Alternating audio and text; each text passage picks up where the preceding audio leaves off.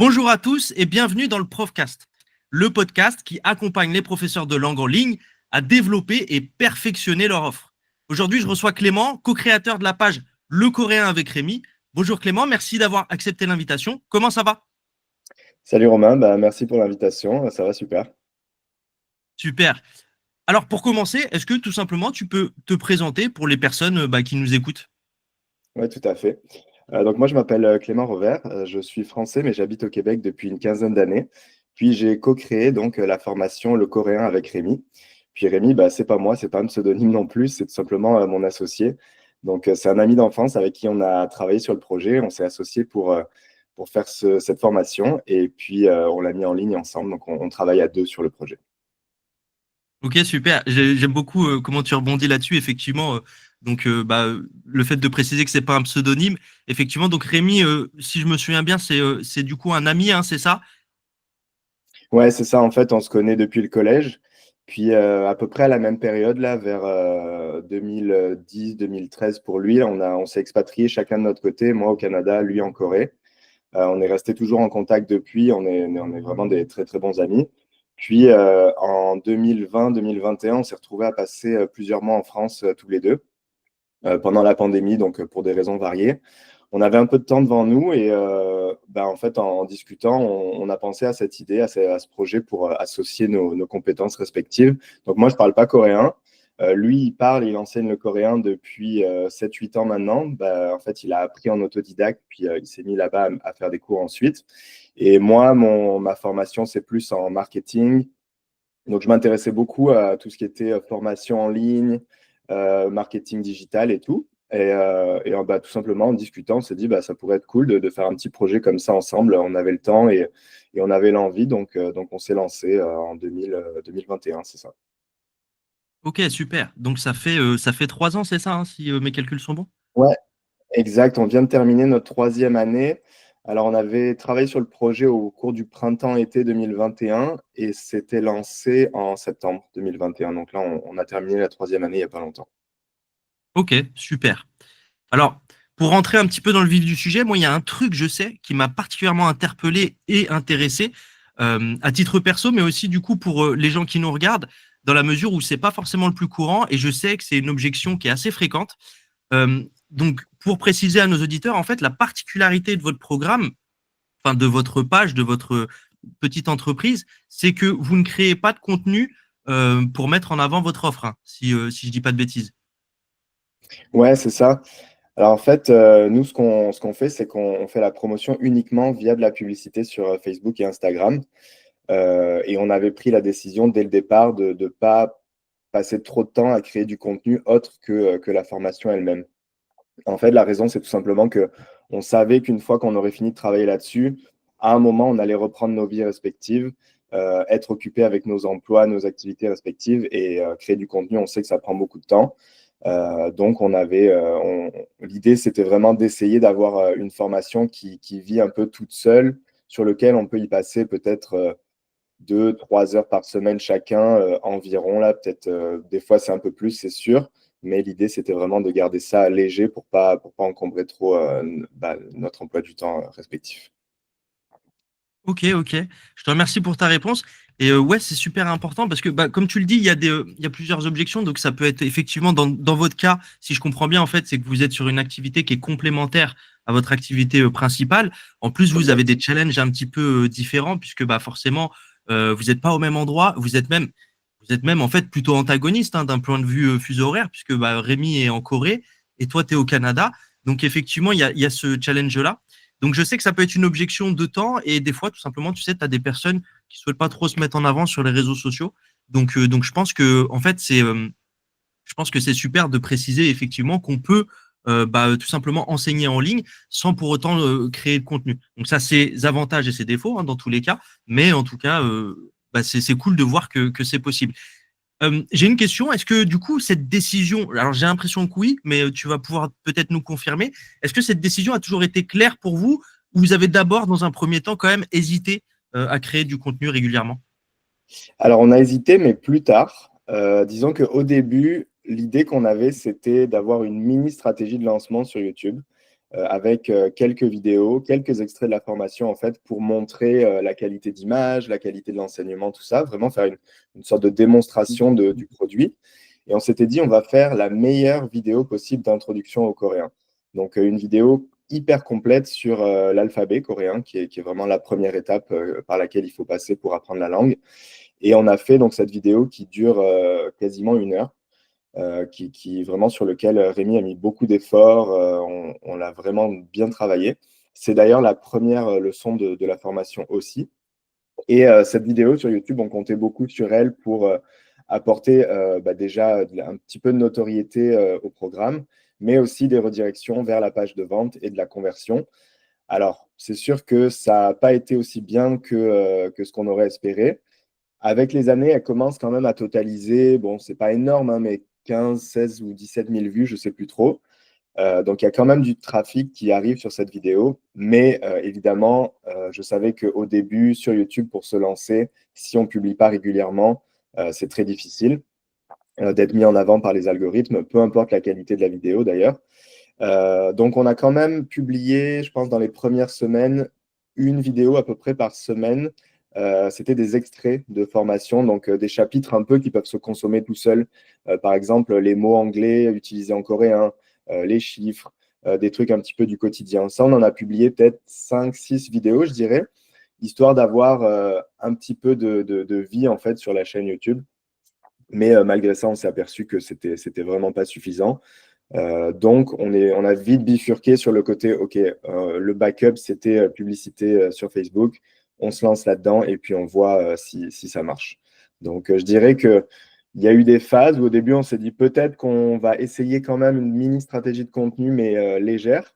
On a vu que ça ne marchait pas, on a rebifurqué sur la pub. Et ensuite, un peu plus tard, au bout de 2 ans, 2 ans et demi, on s'est dit, bon, on commence à avoir de l'attraction. Est-ce que ça vaudrait la peine de peut-être trouver le temps de créer un peu de contenu?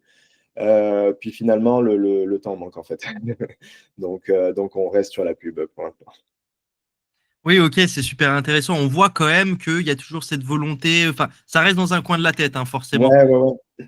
Ouais, parce que tu sais, on dit souvent le contenu, ça, c'est gratuit, donc c'est sûr que ça peut amener du trafic gratuitement, mais cette gratuité, elle a un coût en temps. Donc ça dépend les ressources qu'on a.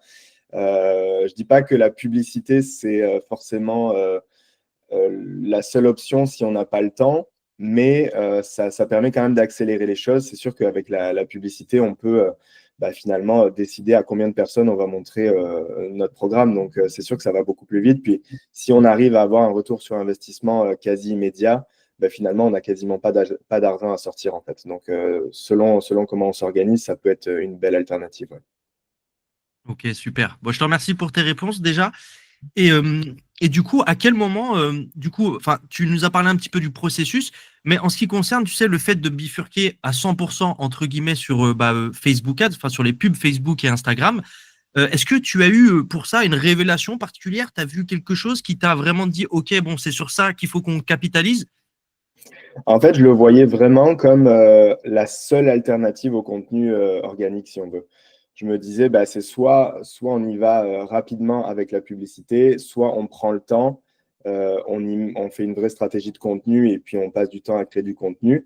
Donc, vu qu'on a essayé très rapidement sur YouTube et que ça ne marchait pas à très court terme, je dirais qu'on n'a pas été vraiment patient et qu'on s'est dit, bon, on va essayer ce canal-là, on va voir si ça marche, puis si ça marche, on réévaluera. Mais on a vraiment, on a vraiment été quand même assez rapide vers la publicité en se disant, on met un petit peu d'argent, si ça marche pas, on réévaluera. Ok, oui, je vois. Ok. Oui, donc l'idée, et ça, c'est un truc en plus que je recommande souvent à mes clients. L'idée, c'est en fait, si j'ai bien compris, c'est en fait, vous étiez dans un moment de votre vie entrepreneuriale où vous saviez finalement pas trop ce qui vous allait et ce qui fonctionnait, enfin, ce rapport entre les deux. Et en gros, vous testiez différents trucs jusqu'à trouver, a priori, quelque chose qui vous fit un peu mieux, c'est ça? Ouais, exact. Parce qu'en fait, le processus qu'on a eu, qui, avec le recul, on l'aurait peut-être fait différemment, mais c'est qu'on a travaillé à fond sur la formation avant de réfléchir, enfin, avant de tester le produit. Donc, on s'est retrouvé avec une formation hyper carrée, hyper bien, hyper bien montée. Et on l'a mise en marché sans savoir en fait si c'est ce qui allait intéresser les gens. Donc, c'est sûr que idéalement, tu peux commencer à te créer une communauté. Tu vas tester petit à petit des idées auprès de ta communauté. Tu vas pouvoir avoir du feedback aussi sur ce qui les intéresse. Puis ça t'aide à monter ton produit. Nous, on a fait les choses un peu à l'envers, un peu à l'ancienne, on va dire, où genre une compagnie réfléchit à une idée, crée son produit et ensuite le vend. Le problème avec ça, c'est que si ça plaît à personne, bah, tu as perdu 2, 3 mois à créer un produit que personne veut. Bon, heureusement, on a quand même réussi à le vendre, donc ça va de ce côté-là, mais c'était quand même un pari risqué avec le recul. Donc, je dirais qu'on est vraiment allé en s'adaptant à la situation, en testant des choses. Moi, je suis quand même assez fan aussi de tester le plus de choses possible. Je trouve que c'est la meilleure manière. Là, surtout en marketing digital, il y a des fois, on va lire des choses, ça ne s'applique pas à ce qu'on fait. Chaque produit, chaque audience est différente. Donc, en bout de ligne, il faut vraiment tester le plus de choses pour comprendre ce qui marche pour toi. Donc, c'est ce qu'on a fait finalement. Super. Bah, je trouve que c'est une super dynamique, pardon. Je vous encourage, même ceux qui nous écoutent, à faire ça, en fait. Tant que vous avez. De toute façon, je pense que il y a un déclic, tu sais. Une fois qu'on a trouvé un petit peu son truc, on le ressent presque. C'est presque. Je sais pas si tu vois ce que je veux dire, mais c'est presque. Il y a peut-être cette nuance-là, tu sais, où en fait, tu le sais quand tu as trouvé un petit peu ce qui te fit bien, le bon système de conversion, etc. Ben, si tu parles de déclic, là oui, j'ai quelque chose. C'est vraiment quand on est passé à des stratégies où on vendait notre produit en direct. C'est-à-dire qu'au début, nos campagnes Facebook, ça se limitait surtout à collecter des emails, des leads, auxquels on allait envoyer ensuite une séquence automatisée d'emails pour essayer de les convertir. Ça, on avait quand même un retour sur investissement qui était positif, mais c'était moyen, on va dire. C'était pas extraordinaire. Et à un moment, je me suis dit, ben, bon, on va quand même essayer de vendre en direct, c'est-à-dire faire une campagne où l'objectif, c'est la conversion, la vente. Et j'étais un peu sceptique. Je me suis dit, mais bon, c'est pas grave, on va mettre un petit budget là-dessus, on va voir. Et à ma surprise, ça a marché tout de suite, en fait. Donc ça a été un petit peu le déclic de dire, bon, bah, on va mettre de côté pour l'instant la séquence de courriel, même si elle nous apportait quand même des ventes. Après, elle n'était pas optimisée, honnêtement, elle était correcte, mais vraiment niveau débutant, là, on va dire. Mais par contre, quand on est passé une stratégie plus vente en direct, bah là, ça a commencé à décoller. Puis, bah c'est ça, au début, je me disais, je ne pense pas que les gens vont acheter sans nous connaître, surtout que le produit, c'est une formation avec quelqu'un. Donc, ça veut dire que les personnes vont passer potentiellement une douzaine d'heures face à cette personne à l'écouter parler. Je me disais, c'est sûr qu'ils ne vont pas acheter ça s'ils n'ont pas déjà une petite connaissance de la personne et qu'ils l'apprécient un petit peu. C'est ça l'avantage quand on crée une communauté, c'est que les gens tissent un lien avec nous, il y a une certaine familiarité, ils commencent à nous apprécier, ils nous suivent pour ça. Là, je leur montrais des pubs de Rémi, ils avaient aucune idée de qui c'est. Je me disais, c'est certain que personne ne va acheter ça. Et finalement, ça a marché quand même. Donc, à ma grande surprise, ça a été un déclic qui a vraiment changé ma manière de voir les publicités, puis de penser au script pour les vidéos des publicités. Et voilà. Ouais, c'est super intéressant ce que tu dis, c'est super super intéressant parce que c'est vrai que nous, alors toi en plus tu travailles dans le marketing aussi, mais on nous apprend toujours forcément à passer par cette étape-là du tunnel de conversion, donc c'est-à-dire d'abord récolter pardon les coordonnées pour transformer les visiteurs en prospects. Donc en général, ce qui se passe, c'est qu'on va offrir quelque chose de gratuit pour récolter l'adresse email du prospect. Et toi, tu t'es dit bon bah je vais quand même essayer de remettre en question ces fondamentaux et a priori ça a payé. Donc, comme quoi, encore une fois, ça confirme ce qu'on se disait juste avant, que c'est une super dynamique de toujours tester un petit peu des choses différentes. Ouais, tout à fait. J'ai une question pour ceux qui nous écoutent. Quel conseil justement tu pourrais donner à un prof qui souhaite justement pas créer de contenu et se lancer donc sur la publicité en ligne. En l'occurrence, là, on parle de Facebook et Instagram. Et si, par exemple, il y a une erreur qu'il faut absolument éviter selon toi? Bah, mon conseil, ce serait de tester la publicité, tout simplement. Parce que vraiment, pour moi, c'est un peu un raccourci qui permet d'atteindre en fait nos audiences bah, plus facilement, on va dire. Euh, Après, moi, j'avais quand même un bon bagage en marketing et beaucoup de connaissances dans le domaine, donc c'était quelque chose qui me faisait pas peur. Je sais qu'il y a beaucoup, beaucoup de formations disponibles, du contenu gratuit ou payant d'ailleurs sur le sujet. Il y en a des très bons. Moi, j'ai écouté beaucoup de podcasts, notamment juste pour en citer deux. Le rendez-vous marketing de Danilo Duchesne et No Pay No Play de la J7 Academy, de J7 Media. Rien qu'avec ces deux-là, c'est déjà une mine d'or pour avoir d'idées, plein de manières de tester des choses, comprendre la mécanique aussi de Facebook Ads. Donc, je dirais que peu importe d'où vous partez, il y a toujours moyen de se former assez rapidement sur ce sujet. C'est un sujet qui évolue beaucoup, puis qui est de moins en moins technique aussi. Avec l'intelligence artificielle, le ciblage, c'est beaucoup plus simple maintenant, le paramétrage est beaucoup plus simple. Ce qu'il faut vraiment se concentrer, c'est sa stratégie de message et comment aller vendre en fait son produit.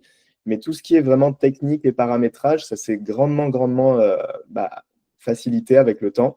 Donc, je pense que c'est vraiment accessible à de plus en plus de monde. Alors, moi, je recommanderais tout simplement de tester ça pour voir si ça peut accélérer les choses en fait.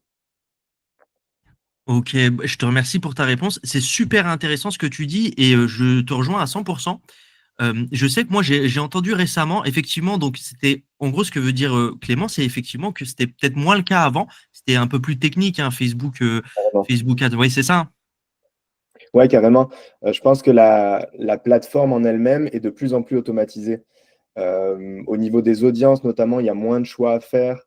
Même au niveau des créatifs eux-mêmes, il y a plein de choses qu'ils automatisent maintenant que si tu veux, tu peux entrer un certain nombre de titres, puis lui, il va créer on va dire, ouais, configurations.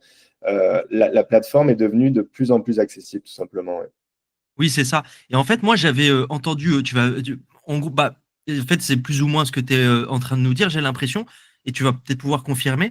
J'avais entendu dire que aujourd'hui, en gros, bah, Meta, bon, déjà, Meta, oui, c'est donc on parle de Facebook et Instagram, c'est l'entreprise qui possède les deux.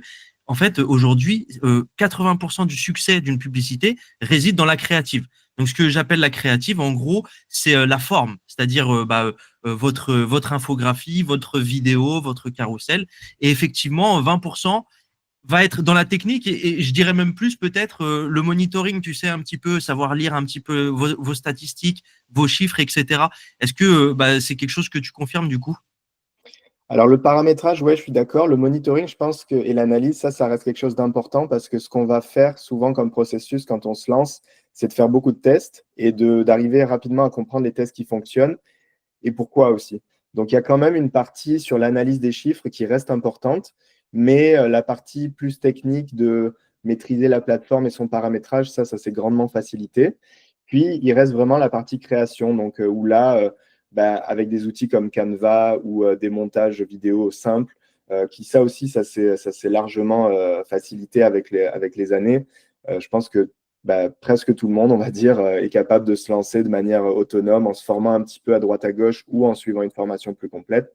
Je pense que ça devient vraiment raisonnable, en tout cas, de se lancer, alors qu'il y a 10 ans, personne n'était capable de faire de la publicité en ligne sans être quand même du domaine ou prendre le temps de se former sur une longue période. Oui, oui, oui, tout à fait, tout à fait. Et du coup, maintenant qu'on connaît un petit peu l'importance des créatives, c'est-à-dire de la forme de la publicité, est-ce que comment vous construisez un petit peu vos publicités? Est-ce que vous optez plutôt pour les vidéos, pour les infographies ou d'autres formats? Et est-ce qu'il y a une structure particulière derrière vos publicités ou au contraire, vous faites ça plutôt de façon spontanée? Alors, je vais te donner la réponse que j'entends beaucoup dans des podcasts et qui est vraiment pas satisfaisante, c'est que ça dépend et il faut faire des tests. En gros, il y a pas de recette miracle, ça dépend vraiment de chaque compte. Des fois, il y a des tendances. Des fois, on va dire, par exemple, en ce moment, la vidéo, ça marche mieux. Des fois, on va dire, c'est les carousels maintenant qui sont à la mode. Mais ça restera jamais des vérités générales. Ça se peut que pour moi, le carrousel, ça marche super bien, mais pour toi, ça flop. Puis, c'est pas nécessairement la faute du format, ça va être plus le message qui va être prioritaire. Après, pour nous, comment on procède, c'est qu'on fait beaucoup de vidéos. Parce que justement, le fait qu'on vend une formation en ligne, je trouve que c'est important dans la publicité de voir la personne et d'avoir déjà un premier contact humain avec l'humain qui est derrière. Donc, c'est pour ça que moi, j'opte beaucoup pour la vidéo. Donc, ce que je fais, c'est que c'est ça. Nous, on est dans deux pays différents. On a 13 heures de décalage horaire. Donc, c'est pas toujours facile de travailler ensemble. Mais par contre, moi, je rédige les scripts. Et ensuite, Rémi, à Séoul, en Corée, lui, il va se filmer. Et on mise beaucoup sur le fait de montrer lui à Séoul. Donc, pour que les gens puissent se projeter, se dire, ah, si moi aussi, j'apprends le coréen, peut-être qu'un jour, je pourrais aller en voyage ou je pourrais aller étudié ou travaillé ou habité en Corée. Donc déjà, on utilise cet outil-là. Après, ce qui est vraiment important dans les vidéos en publicité, c'est ce qu'on appelle le hook, donc les 3 premières secondes pour accrocher l'attention des gens. Nous, ce qu'on fait, notre petit tips, si on veut, c'est que Rémi dit une première phrase en coréen. Donc là, on voit quelqu'un qui est un occidental, qui n'est pas un coréen, qui parle en coréen. Donc déjà, on se dit, ah tiens, pourquoi il me parle en coréen? Donc ça crée une petite curiosité. Puis, ça permet aussi de montrer que ben, ce qu'on vend, qui est finalement l'apprentissage de la langue, ben, ça a marché sur lui. Parce que lui, il peut démontrer rapidement qu'il est capable de parler coréen. Donc c'est sûr que pour un débutant, il ne va pas nécessairement mesurer s'il parle bien ou moins bien, mais ça va donner cette image de, OK, il y a quelqu'un qui est en Corée, c'est un pays qui m'intéresse, il a l'air de maîtriser le coréen et en plus, il va me parler de l'apprentissage de la langue. OK, bon, bah là, j'écoute. En gros, c'est un petit peu ça ma recette pour les vidéos. Puis ça, c'est pour les formats qui sont un peu plus adressés à tous. Et après, on a aussi des formats statiques qu'on fait de temps en temps et c'est plus quand on va faire des promos. Quand on va mettre une promo de l'avant pour Black Friday ou pour peu importe la raison, on va souvent recibler des gens qui ont déjà vu les vidéos. Donc ça, c'est un petit truc de paramétrage aussi. Là, on peut créer des audiences avec les gens qui ont visualisé nos vidéos. Ces audiences-là, on va aller leur servir des nouvelles publicités, puis des publicités statiques quand c'est de la promotion, parce qu'en général, une promo, on a déjà, pas toujours là, mais ça se peut qu'on ait déjà une petite connaissance du produit et de la personne qui le vend. Et avec un format statique, on va plus se concentrer sur le contenu de la promotion, donc le prix, la date de fin, s'il y en a une et qu'on veut mettre un petit peu de pression. Et on peut remettre la photo, par exemple, du prof pour rappeler qui c'est qui nous parle. Donc, c'est plutôt dans le cas des promos qu'on va utiliser du format statique et dans le cas où on veut présenter le programme de manière un petit peu plus détaillée, on va y aller en vidéo. Donc, moi, c'est un peu comme ça que je fonctionne, mais encore une fois, ça pourrait que pas besoin de faire de vidéo, juste des formats statiques ou carrousel avec un peu plus de contenu, ça fonctionne aussi. Ok, super. Bah, merci beaucoup pour la clarté de ta réponse. Euh, je vois du coup exactement, effectivement, oui. Donc, en fait, tu vas être dans une optique de vidéo et tu vas retargeter donc les personnes qui ont déjà croisé une première publicité, voire qui ont visité ta page avec du contenu un petit peu plus statique et notamment pour mettre en avant vos promotions. C'est Ok, ça. ça marche super clair. Je te remercie. En ce qui concerne du coup votre évolution, donc, tu me disais que vous aviez lancé ça en 2021. Est-ce que tu peux nous parler un petit peu de comment votre chiffre d'affaires a évolué du coup depuis 2021 jusqu'à aujourd'hui? Ouais, tout à fait. Ça a commencé, je dirais, en douceur.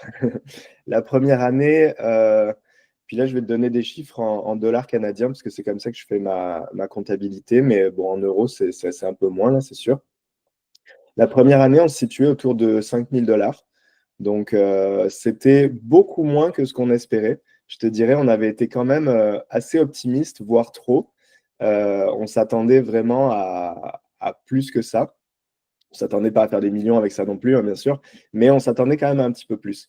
Donc, à la fin de la première année, on s'est dit, bon, on commence à avoir appris des trucs, on a fait quelques ventes, c'est quand même intéressant.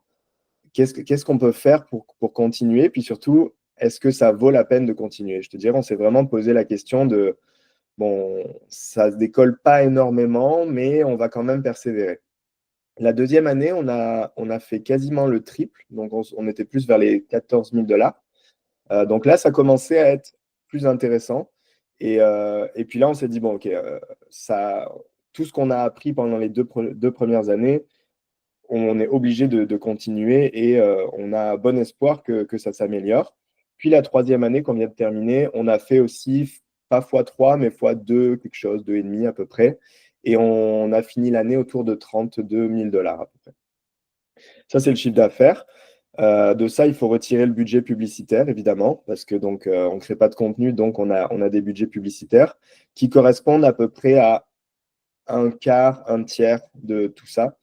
Donc en fait, on essaie d'avoir des retours sur investissement de l'ordre de x3, x3, x4 même idéalement, c'est-à-dire que chaque dollar que j'investis en publicité, le but c'est qu'il me fasse l'équivalent de 3 ou 4 $ en vente. Donc, en gardant ce retour sur investissement, on s'assure d'être rentable aussi à travers les mois et les années. Mais voilà, donc je dirais qu'on est à un stade où on voit que ça grandit d'année en année. On a encore plein d'idées, de trucs qu'on veut mettre en place pour la suite. Mais voilà, ça reste quand même un chiffre d'affaires assez bas, je pense, mais c'est encourageant. Et puis nous, on a beaucoup de fun à faire ça ensemble, là, puis ça nous permet aussi de passer du temps ensemble, qu'on n'aurait peut-être pas autant l'occasion de se parler, là, mine de rien, parce qu'en habitant dans deux pays, certes, on garde contact fréquemment, mais là, ça nous a redonné aussi la dynamique de se parler encore plus souvent. Donc déjà, rien que pour le côté humain de l'aventure, je pense qu'on est tous les deux très, très contents de ça. Et puis les chiffres commencent à être vraiment intéressants. Autant au début, on se disait, bon, bah, c'est un projet pour le fun. Autant maintenant, on commence à l'envisager comme une source de revenus réelle. Et ça, c'est quand même cool aussi à voir que les efforts finissent par payer, même si ça prend beaucoup plus de temps que ce qu'on aurait pu penser. Ok, oui, c'est super. Comme tu le dis, c'est une aventure humaine en fait. Et c'est vrai que bah, j'imagine, je me mets à votre place. Vous êtes deux amis, vous avez passé du temps en France à monter ce projet, et forcément, bah, la distance vous éloigne. Mais du coup, ouais, non, c'est cool de voir qu'un projet comme ça, un projet pro entrepreneurial vous rapproche. Et il y a un truc qui est très intéressant, je trouve, dans ce que tu dis, c'est que bah, vraiment le début a été un petit peu compliqué. Il a fallu tester, tu nous le disais au début du podcast, il a fallu que tu testes plusieurs choses. Notamment, tu t'es quand même posé la question de la création de contenu plusieurs fois. Et même là, hein, quand tu as démarré les Facebook Ads, effectivement, bah, ça n'a pas pris comme vous l'auriez souhaité tout de suite, mais vous avez persévéré. Et aujourd'hui, en fait, on voit bien que bah, il y a une évolution au sens où effectivement, ça ne cesse d'augmenter entre guillemets. Donc non, c'est super. Et du coup, bah, je rebondis un petit peu sur justement sur ce que tu disais, qui est très inspirant vis-à-vis de votre collaboration avec Rémi. Comment vous gérez du coup vous comment dire cette distance finalement qui fait quoi dans le business? Ben ouais, je pense que ce qui marche bien entre nous, c'est qu'on a chacun nos champs d'expertise et il n'y a pas de croisement entre nos deux champs d'expertise. Donc, on se fait entièrement confiance sur nos responsabilités communes, respectives plutôt. Et donc, Rémi, il est en charge vraiment de la formation, de tout ce qui est en lien avec la langue, l'apprentissage, la pédagogie. C'est lui qui répond aux questions des élèves quand c'est lié à la langue. Dans la formation, il y a aussi un espace pour poser des questions. Lui, il passe beaucoup de temps à répondre aux questions des élèves.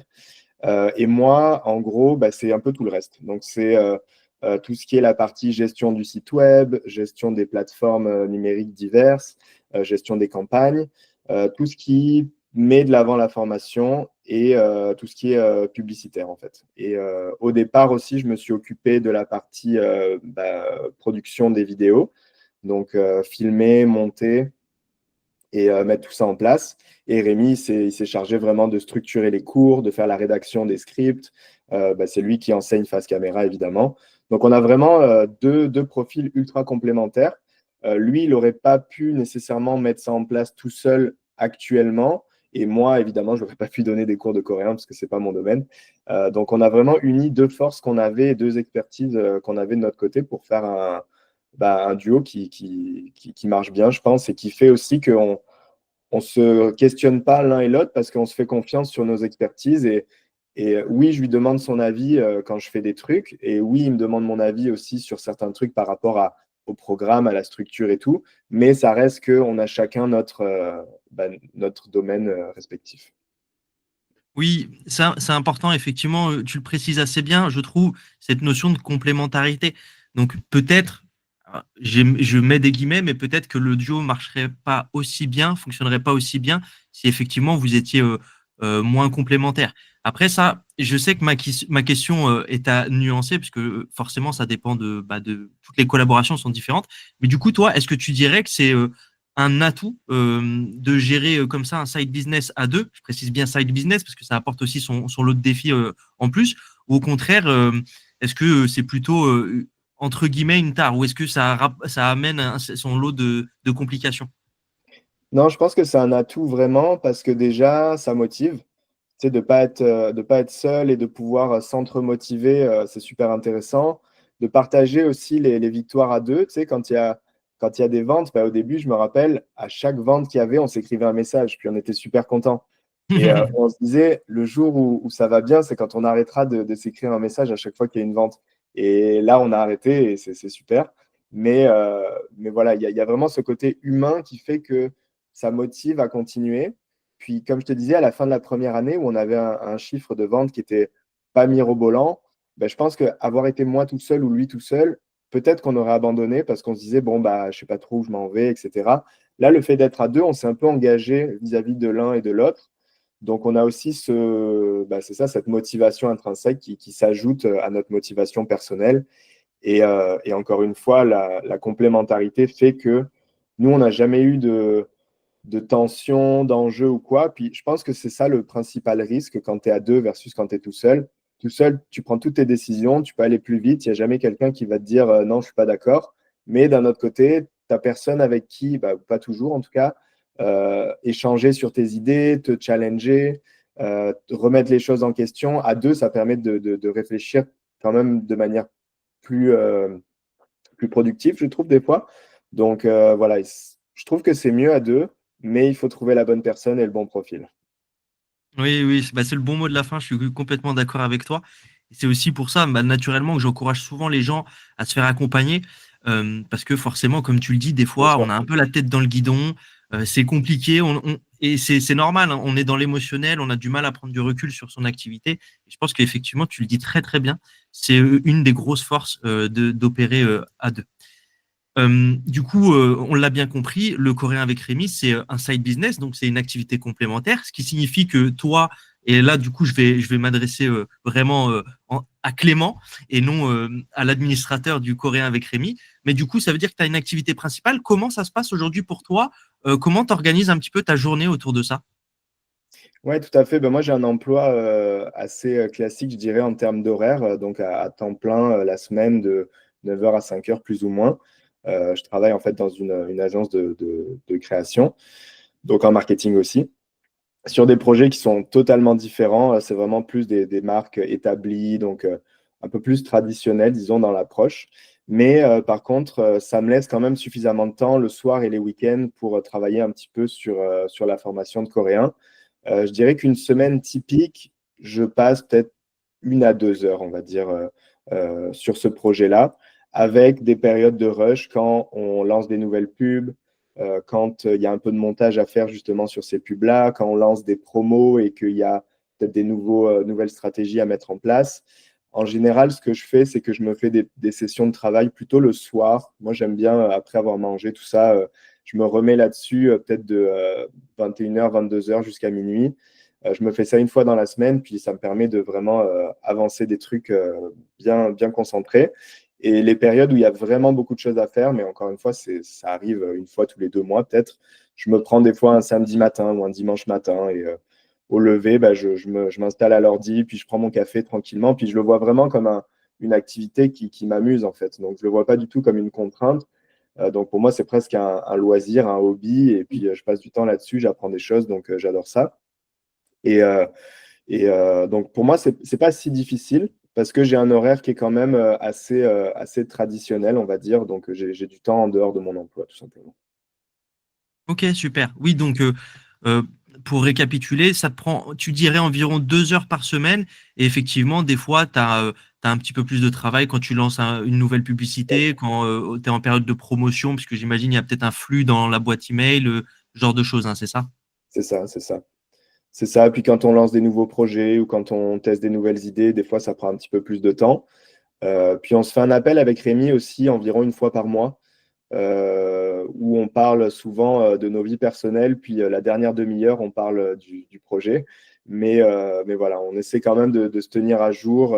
On s'écrit souvent, mais on se fait quand même un appel ouais, une fois par mois à peu près. Donc je dirais que sur le projet en tout, je dois passer peut-être, allez, on va dire, si on veut faire une moyenne sur le mois, peut-être 15-20 heures, entre 15 et 20 heures par mois peut-être. Ok, ok, super. Super, super. Bah, en plus, c'est super inspirant parce que bah, on voit bien que vous prenez plaisir dans ce projet, Rémi et toi. Et en plus, effectivement, donc, enfin, voilà, oui, vous prenez du plaisir, pardon, je m'y perds, mais effectivement, et ça, je pense que c'est une notion qu'on précise pas assez, mais finalement qui est importante. L'entrepreneuriat, c'est pas que du sang et des larmes, c'est Ouais. aussi, c'est aussi du Oui, plaisir. parce qu'il y a personne qui nous force à le faire, donc il faut qu'on le fasse parce qu'on a envie de le faire un minimum quand même. Oui, c'est ça, mais c'est super important. Je pense que en fait, c'est un super message que tu as là, parce que en plus, tu as des personnes qui vont s'identifier un petit peu à ce que vous faites. Euh, alors pour le côté duo, je sais pas, je vais pas m'avancer, mais je sais que par contre, il y a des professeurs qui songent sérieusement à se lancer en ligne, qui l'ont peut-être même déjà fait, mais tu sais, qui pour l'instant conservent une activité principale. Donc effectivement, ça risque d'en inspirer plus d'un. Et justement, je rebondis un petit peu là-dessus pour te demander quel conseil, toi, tu donnerais à un prof qui veut gérer, comme vous, un projet parallèle, tout en conservant, tu sais, son activité principale. Bah, je pense que c'est une question de bien s'organiser, de se trouver des créneaux horaires en fait où tu peux travailler en profondeur et être concentré. Je pense que si tu te prévois des plages horaires, je pense, moi par exemple, le soir, ça marche très bien. Je sais que je suis productif le soir. Ben, je sais que j'ai 2 heures devant moi, ben là, je vais pouvoir faire des trucs, puis faire des trucs efficaces, avancer. Donc, je pense que c'est vraiment une question de gestion de son temps.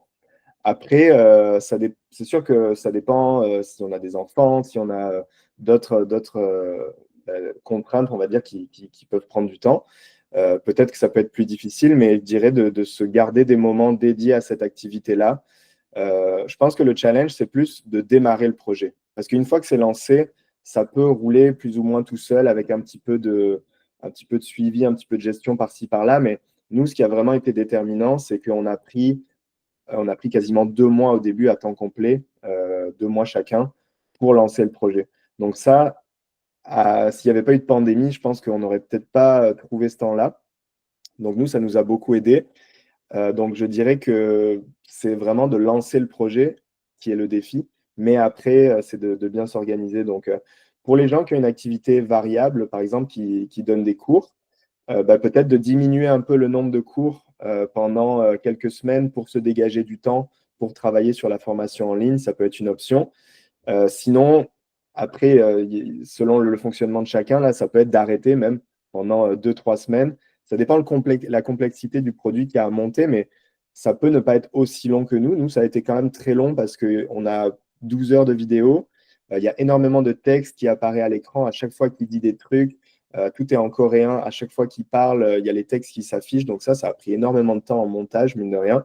Au-delà c'est pas nécessairement juste des sous-titres ou c'est vraiment genre les mots sont décortiqués avec des couleurs qui apparaissent sur les syllabes. Ça a été, quand on s'est rendu compte du temps que ça prendrait en montage, on s'est dit ouf, on s'est lancé dans un gros projet. Mais je pense que selon les langues, déjà, s'il n'y a pas un alphabet différent, ça peut être beaucoup plus simple. Euh, et puis selon le niveau de complexité aussi qu'on veut donner à la formation. Donc, je pense que le plus gros défi, c'est vraiment s'organiser pour lancer le produit. Et après, je pense que c'est quand même facile. Donc, ce serait ça. Oui, en gros, vraiment, oui. Faut capitaliser selon toi au départ, vraiment prendre un bel élan, quoi. Et effectivement, après, une fois qu'on est arrivé au sommet, a priori, c'est plat, hein. Il n'y a plus de dénivelé, c'est ça? C'est ça. Puis, c'est là où je rebondis sur ce que je disais au tout début aussi, de ce temps-là pour créer le produit. Peut-être pas le faire au tout début, peut-être commencer à essayer de tester un peu le marché, poser des questions à ses élèves, poser des questions dans son entourage, essayer de joindre des communautés en ligne, voir ce que les gens ont envie d'apprendre, voir ce qui marche moins bien, plutôt que de se lancer et de passer 2 mois à créer un produit que personne ne va acheter. Donc voilà, il faut le faire aussi dans le bon ordre des choses. Et ce que nous, on n'a pas fait, on a été chanceux, on avait quand même une vision qui n'était pas trop décalée avec la réalité, mais des fois, on peut avoir des surprises. Oui, tu as raison de le rappeler, puisque bah, tu sais, on dit un truc en marketing, c'est que c'est le marché qui dicte les règles et pas l'inverse. Et vous, du coup, tu le dis, tu appelles ça de la chance. Je sais pas, c'est peut-être Rémi qui avait eu le flair ou toi, Clément, mais effectivement, bah, ça a bien fonctionné pour vous. Mais c'est vrai que c'est un super conseil d'essayer un peu se confronter au marché, puisque bah, c'est lui qui dicte les règles et non l'inverse. Ouais, après, c'est vrai que nous, ce qu'on s'est basé, c'est que Rémi, ça faisait quand même 7 ans qu'il donnait, bah non, à l'époque, c'était peut-être 5, 6 ans qu'il donnait des cours particuliers. Donc, il avait quand même beaucoup de retours et de feedback sur ce qui marche avec les élèves. Il savait très bien structurer un ensemble de cours sur du long terme. Donc, ça, il le maîtrisait déjà. Il n'y avait pas nécessairement besoin de comprendre ce que les élèves avaient envie d'apprendre. Et nous, on s'est aussi basé sur toute la mode des séries coréennes, de la musique coréenne qui commençait à être de plus en plus connue en Europe notamment. Et on s'est dit, bon, si on mixe ces deux intérêts-là, le timing n'est pas trop mauvais. Donc, on va se lancer, puis on devrait trouver quand même une audience qui sera réceptive. Ok, je vois. Et avec tout, du coup, tout ce que tu nous as décrit, est-ce que, selon toi, question toute simple, est-ce que, selon toi, tout le monde est capable de faire ce que vous avez fait, de réaliser ce que vous avez réalisé, du coup, créer un programme, le mettre en avant sans forcément de créer de contenu, de faire de la publicité, ou même être en duo, mais pas forcément, ou tu penses au contraire que ça demande quand même un certain, une certaine forme de compétence technique ou pas, peu importe. Mais je pense que le plus important, c'est ce qu'on a à enseigner en fait dans une formation en ligne. Je pense que tout ce qui vient pour vendre, pour mettre de l'avant, créer un site, tout ça, c'est oui des côtés techniques, mais à la base, si tu n'es pas un bon enseignant et si tu n'as pas une bonne pédagogie, ça ne pourra pas marcher. Donc, si par contre, tu es bon dans ce que tu fais, que tu sais déjà enseigner, tu es un bon pédagogue, puis tu maîtrises ton sujet aussi, bien sûr, ça, c'est la base, là, c'est la base de tout. Là. Sans ça, ça ne marchera pas. Après, tout ce qui vient compléter, ça s'apprend. Je pense que, tu sais, en regardant un peu ce que font les autres, en regardant sur Internet des formations, en écoutant des podcasts, c'est sûr que ça ne s'apprend pas en un mois. Là. C'est peut-être plusieurs mois, voire des années d'observation, d'apprentissage. Mais ça reste qu'il n'y a pas besoin de compétences techniques, il n'y a plus besoin de savoir coder pour faire un site web. Il y a plein d'outils en ligne qui sont gratuits ou quasi gratuits pour mettre en place des séquences d'emails, pour héberger la formation, pour créer les publicités. Donc, je pense qu'on a énormément d'outils à notre disposition.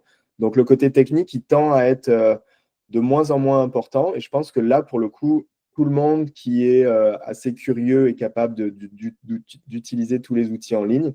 Et c'est plus la portion stratégique où là, faut vraiment se poser et comprendre c'est qui les gens à qui on va vouloir vendre, c'est quoi leur motivation, c'est quoi leurs besoins, c'est quel message qui va résonner le plus pour eux.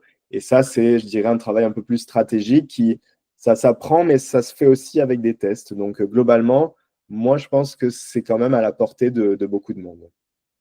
Ok, super. Super inspirant. Je pense que ça va aider pas mal de monde. Je te remercie pour ça, Clément. On approche gentiment de la fin de ce podcast. Moi, je voulais te demander, ça m'intéresse et je suis sûr que ça intéresse nos auditeurs. Quels sont du coup les objectifs de la page pardon, Le Coréen avec Rémi pour 2025?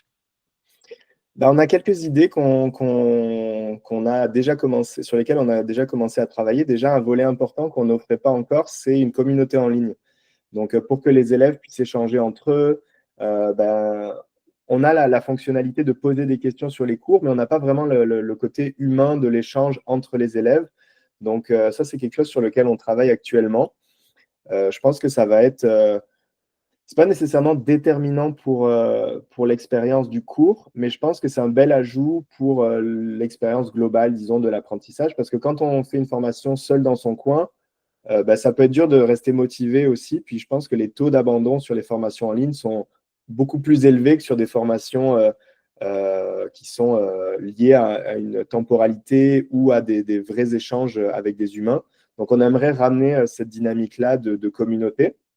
Donc ça, c'est un premier projet. Puis il y en a un qu'on réfléchit depuis le départ, mais qu'on n'a pas encore trouvé la solution. Ce serait de faire une suite à notre formation, donc qui est vraiment pour débutants, mais qui quand même permet d'arriver à un niveau intermédiaire, là, si elle est suivie vraiment à 100%.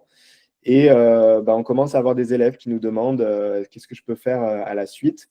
Donc, on réfléchit à un format qui pourrait être une suite, mais sans nécessairement nécessiter le même travail de départ qui a eu lieu pour le premier format. Donc, peut-être que ce serait une idée que j'ai, ce serait des cours en live. Donc, par exemple, comme on se parle là, mais avec un certain nombre d'élèves. Puis, ces cours-là pourraient être enregistrés pour créer derrière une formation avec ça. Donc, c'est sûr que la qualité serait différente, ce ne serait pas tourné en mode studio et tout, mais on pourrait faire peut-être jouer un petit peu sur la dynamique de c'est des cours en live, donc déjà, tu peux poser tes questions à la fin, tu te présentes à une certaine heure, donc ça te donne pas une obligation, mais ça te donne une certaine discipline aussi, bien qu'il y a toujours des replays disponibles s'il y a un empêchement. Donc ça, c'est quelque chose qu'on évalue. On n'est pas sûr de se lancer parce que c'est vrai qu'il faut quand même avoir un volume suffisant de demandes pour que ça vaille l'effort aussi de notre côté. Mais c'est une possibilité. Donc c'est un peu dans ces deux axes-là. Et un troisième, ce serait de remettre en place potentiellement des séries d'emails et puis retravailler un petit peu plus sur les emails parce que je pense que j'y crois déjà. Et si on prend le temps de bien le faire, à mon avis, ça peut nous ajouter une belle complémentarité à la publicité Facebook. Puis actuellement, ce qu'on voit, c'est qu'on est très, très dépendant. Donc, si la publicité se met à plus marcher, ben, on va être un peu bloqué ou en tout cas, ça va vraiment diminuer nos ventes. Donc, le fait de ne pas mettre tous nos œufs dans le même panier, ça pourrait être intéressant à moyen terme. Donc, voilà, peut-être création de contenu, je pense qu'on n'y retournera pas tout de suite parce que voilà, ça prend plus de temps. Mais si on fait un autre canal qu'on travaille, ça va être l'email, à mon avis. Ok, ok, ça marche. Donc, trois enjeux potentiellement pour le futur du coréen avec Rémi. Ouais, on s'ennuie pas. Je vois ça, je vois ça. Les samedis matins vont être chargés. Laisse-moi te le dire. Ok, ça marche super. Bah, merci beaucoup pour ta transparence. En tout cas, j'ai une question forcément, Clément. Est-ce que un jour, lors d'une vision, on s'est regardé un petit peu avec Rémi du coin de l'œil et on se dit, tiens, est-ce que dans 5 ans, il y a une possibilité que du coup, vous soyez en full time sur ce projet? On ne se l'est jamais vraiment posé parce que ça n'a jamais été l'objectif. Après, si les revenus deviennent mirobolants au point qu'on n'a plus besoin de travailler, bon, on ne va pas se le cacher, peut-être qu'on va y réfléchir. Mais ce n'est pas l'objectif. Puis il y aura toujours la question du long terme, dans le sens où, admettons qu'on a une super année, ça marche super bien. Je ne sais pas si je peux me projeter sur 10 ans, par exemple, avec ce projet et me dire, bon, bah, ça vaut la peine que j'arrête complètement ma carrière et que je me lance là-dessus. Donc je dirais, ça va, si ça se fait, ça se fera naturellement, mais pour l'instant, on n'est pas rendu là. Super, super. Bah, à l'image de vraiment de ce que tu nous dis depuis le début de ce podcast, en fait, bah, c'est bien, c'est que ça montre une chose, c'est que vous êtes un duo complètement cohérent. Vous y allez de façon naturelle, vous kiffez le processus, puisque bah, le voyage, c'est le plus important, mine de rien. Et puis, on avisera en fonction des résultats, hein. C'est bien ça? Carrément, carrément. Super. Ok, ça marche. Je te pose une dernière question, Clément, puis on va arriver gentiment à la fin. C'est une question bonus, c'est pour terminer sur une note un petit peu légère. Sous la forme d'une anecdote, est-ce que tu pourrais nous raconter un petit peu bah, ta plus grande victoire, mais aussi, tu sais, ton plus gros bide, histoire de nous faire un petit peu relativiser, hein, que vous réussissiez pas tout quand même. Tout à fait, tout à fait. Je pense que la plus grande victoire, c'est euh, pour nous, c'est vraiment le fait d'être arrivé à réussir à vendre une formation à des gens qui ne connaissent pas Rémi. Et ça a vraiment été la grande surprise. Puis j'en ai parlé un petit peu tout à l'heure, mais ça a été la grande surprise dans le parcours parce qu'on ne pensait pas que c'était possible. Et ça nous a débloqué, bah, surtout moi en termes de stratégie publicitaire, ça m'a débloqué plein de choses. Ça m'a fait croire en nous, croire en le projet. Donc ça a été super bénéfique. Et je pense qu'on a pu bâtir beaucoup de choses là-dessus. Un petit bid qu'on a fait récemment, puis ça c'était, bon, bah, ça fait partie des choses qu'on teste. On a essayé une stratégie pour offrir un bonus gratuit, dans le sens où on voulait essayer d'arrêter un peu d'offrir des prix plus bas, des prix promo. Puis on s'est dit, on va ajouter un truc gratuit en plus. Et ce qu'on a voulu faire, c'était des lives avec Rémi pour les gens qui s'inscrivent. Donc après, je pense que l'idée, c'était qu'on a 15 cours dans la formation. On voulait que les 5 premiers cours soient accompagnés d'un live pour qu'il y ait comme un peu un suivi, un après-cours, si on veut, pour débriefer sur le cours avec Rémi. Puis, on se disait, bon, bah, ça peut être une valeur ajoutée parce qu'il va se rendre disponible, les gens vont pouvoir poser leurs questions en vrai, en vidéo, puis passer du temps avec lui en groupe. Là, ce n'était pas des sessions individuelles. Et ça a fait un bid complet, aucune vente, rien du tout. Donc, on s'est dit, peut-être que les lives avec Rémi, pour les gens qui ne le connaissent pas, bah, ça ajoute rien parce qu'ils ne le connaissent pas. Donc, ils n'ont pas nécessairement besoin ou envie de passer plus de temps avec lui. Par contre, c'est quelque chose qu'on réfléchit à offrir aux gens qui sont déjà élèves, peut-être sous la forme de donc, des cours pour aller plus loin avec une suite à la formation ou quoi. Mais on a vu que voilà, offrir ce genre de bonus-là, en tout cas pour nous, ça n'a pas marché. Puis on réfléchit toujours à d'autres bonus qu'on pourrait offrir là pour compléter un petit peu notre offre. Mais voilà, puis le truc, c'est quand on fait une expérience comme ça et que ça plante complètement, bah, c'est juste de le prendre comme un apprentissage, le noter, puis se dire, OK, c'est essayé, c'est fait, on l'écarte et puis on teste autre chose. Mais voilà, il arrive qu'on a des idées, nous, on va se dire, ah, mais ouais, pourquoi pas, ça peut être bien. Et puis finalement, ça ne résonne pas du tout avec notre audience et puis ça floppe. Oui, je vois. Bah, en fait, c'est toute la notion. Ça, c'est vrai que j'avais déjà eu la discussion avec un client. C'est tout l'enjeu hein, quand tu testes. Tester, ça ne veut pas dire tout réussi. Ça veut dire qu'effectivement, tu vas forcément à un moment bider. Tu vas forcément percuter un mur. Mais c'est bien parce que ça veut dire que effectivement, si c'était si facile, bah, tout le monde le ferait. Donc non, tester, ça amène de super résultats. Mais ça évoque aussi bah, des fois de passer par l'échec. Et c'est normal. Ok, ça marche. Bah déjà, merci beaucoup pour ta transparence. Je suis sûr que ça va aider plein de monde. Est-ce qu'il y a quelque part où on peut te retrouver, pardon? Est-ce que tu souhaites rediriger les gens vers une page, vers les réseaux sociaux, quelque chose comme ça? Oui, bah, il y a la page Instagram Le Coréen avec Rémi. Donc, soyez pas surpris, il y a très peu de contenu qui est publié dessus parce que c'est pas notre stratégie. Mais ça donne un endroit en fait pour rediriger aussi les gens puis voir ce qu'on fait. De temps en temps, il y a des publications, c'est extrêmement rare, mais ça peut arriver. Puis peut-être qu'il y en aura d'autres. Sinon, bah, vous pouvez aller voir aussi le site de la formation, lecoréenavecremy.com. Et d'un point de vue un peu plus perso, moi, je partage un peu des apprentissages, puis quelques réflexions sur LinkedIn à propos de ce projet-là. Donc, vous pouvez me suivre aussi là-bas, c'est Clément Rovere, R-O-V-E-R-E, tout simplement. Super, super. Bah, je vais tâcher d'aller te suivre dès qu'on raccroche. Ça marche. Ok, ça marche. Merci à toi, Clément, d'avoir pris du temps pour nous partager tout ça. Merci à tous d'avoir suivi cet épisode du Profcast. J'espère que cette conversation avec Clément vous a inspiré et donné des idées pour développer votre propre projet. N'oubliez pas de vous abonner pour ne pas manquer les prochains épisodes. Et si vous avez aimé, laissez un petit like et un petit commentaire. Sur ce, je vous dis à très bientôt.